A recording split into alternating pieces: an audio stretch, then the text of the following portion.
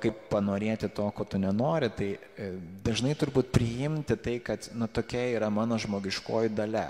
Ir mes susikuriam savo tam tikrą kentėjimą, kai mes priešinamės dalykams, kurie tiesiog yra natūralūs. Mums reikia valyti namus, reikia.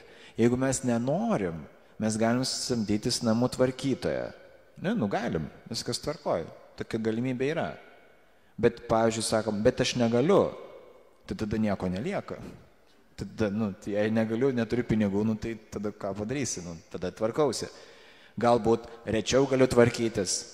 Ten tas vienas kitas dulkių kamuoliukas po lovą gal nepamaišys, nieko tokio.